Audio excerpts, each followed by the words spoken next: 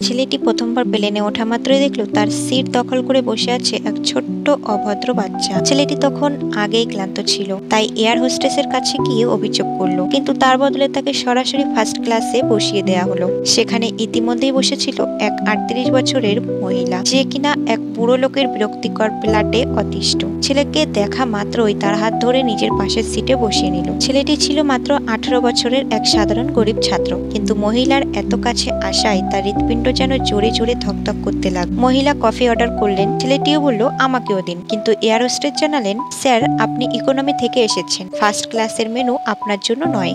তখন সিচুয়েশনটা তার জন্য একটু অস্বস্তিকর হয়ে গেল।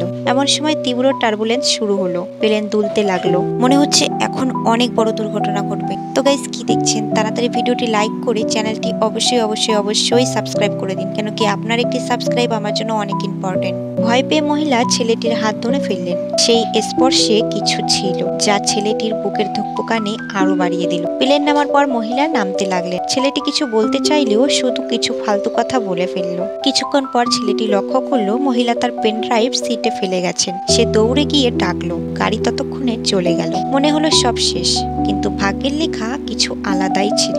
রাতে অফিসে মহিলা পেন ড্রাইভ খুঁজে না পেয়ে চিন্তিত হয়ে পড়লেন। হঠাৎ ল্যাপটপের স্ক্রিনে লাগানো এক স্টিকি নোটে একটি ফোন নাম্বার পেলেন। ফোন ধরলো সেই প্লেনের তরুণ ছেলেটি। ঠিকানা শুনেই মহিলা সেখানে ছুটে গেল। ভিড়ের মধ্যে ছেলেটি হাত নেড়ে ডাকলো এবং সরাসরি একেবারে ভিতরে নিয়ে গেল। বাড়ির কোলাহল দেখে মহিলা অস্বস্তি বোধ করলেন, কিন্তু ছেলেটি খুব খুশি ছিল। সব বন্ধুদের সাথে তাকে পরিচয় করিয়ে দিলেন। মহিলা শুধু পেন ড্রাইভটা নিয়ে যেতে চাইলেন, কিন্তু ছেলেটি বলল সেটা তো তার বাড়িতেই রয়ে গেছে, চলুন স্কুটারে নিয়ে আসি। মহিলা রাজি হলেন, কিন্তু যখন দেখলেন ছেলেটির পিঙ্ক রঙের পুরনো স্কুটার, তখন সন্দেহ হলো। ছেলেটি আত্মবিশ্বাসী ভঙ্গিতে বললেন তার রাইডিং স্কিল অনেক ভালো। হেলমেট পরতে গিয়ে দেখা গেল বকল আটকাচ্ছে না।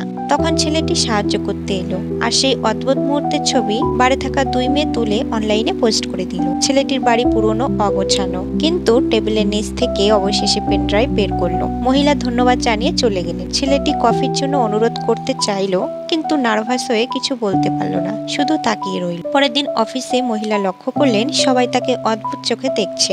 রিসেপশনিস্ট ছবি দেখালো, সেই হেলমেটের মুহূর্তের ছবি ভাইরাল হয়ে গেছে। বসও জেনে গেছে। যদিও বস উৎসাহ দিলেন, কেউ ভাবেনি এটা শুধু এক ভুল বোঝাবুঝি। মহিলাটি তার বন্ধুকে সব বলল এবং সে পরামর্শ দিল, একবার ডেটে গিয়ে দেখ, তোর একঘেয়ে জীবন বদলে যাবে। মহিলাও এক রাতে অনেক ভেবেচিন্তে সাহসী পদক্ষেপ নিলেন। পরের দিন একদম নতুন তরুণী লুকে বিশ্ববিদ্যালয় ক্যাম্পাসে হাজির হলেন। সব ছাত্র চমকে গেল। সেই ছেলেটি মানে জন তাকে দেখে হতবাক। মহিলাটি মানে এনি ক্যাজুয়ালি বলল, ক্যাম্পাস দেখতে গাইড লাগবে। জন তো তখন রাজি হয়ে গেল।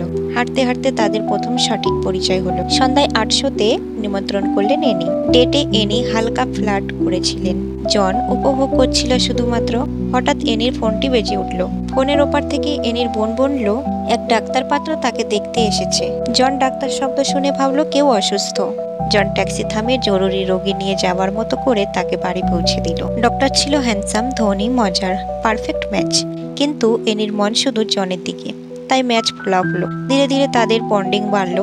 একদিন ফ্যাশন শোতে গেলে এক মডেল পড়ে গেল। শুধুমাত্র জন স্টেজে উঠে তাকে সাহায্য করলো। এনি তার মজা করার দিকও দেখালেন। ফিরে আসার পথে জন এনির হাত ধরতে চাইলো, কিন্তু এনি বয়সের 20 বছরের ফারাক মনে করে পিছিয়ে গেলেন। জন কষ্ট পেয়ে চলে গেল, কিন্তু হঠাৎ ফিরে এসে জোরে চুমু খেলো। এনি প্রতিরোধ করলেন না। এখান থেকেই তাদের প্রেম শুরু হয়ে গেল।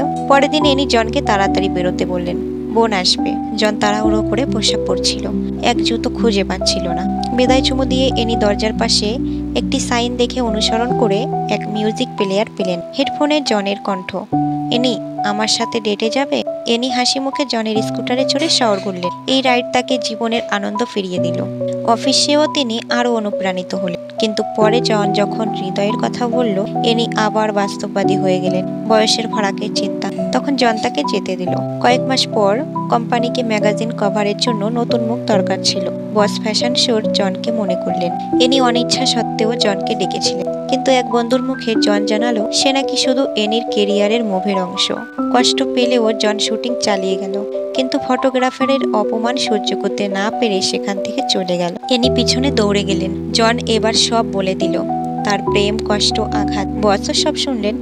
জন চাকরি হারালেও শুধু এনির কথাই ভাবছিল। এনি অবশেষে বুঝলেন তিনি সত্যিই জনকে ভালোবাসেন। তিনি জনের স্কুলে গিয়ে তাকে খুঁজে পেলেন। ভুলে সবাই ভাবলো তিনি নতুন শিক্ষক, কিন্তু জনকে দেখে তিনি সোজা স্বীকার করলেন, আমি শুধু অভিনয় করছিলাম না, সবই সত্যি ছিল।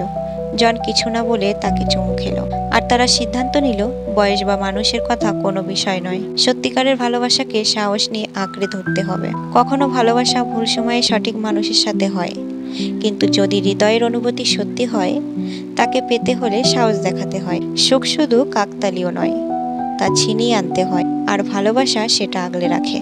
তো গাইস, এটাই ছিল আজকের মুভির গল্প। কেমন লাগলো অবশ্যই কমেন্ট করে জানাতে বলবেন না। আর ভালো লাগলে ভিডিওটি অবশ্যই লাইক করে চ্যানেলটি সাবস্ক্রাইব করতে একদমই ভুলবেন না। Thank you so much. দেখা হবে আবার কোনো নতুন গল্পের সঙ্গে।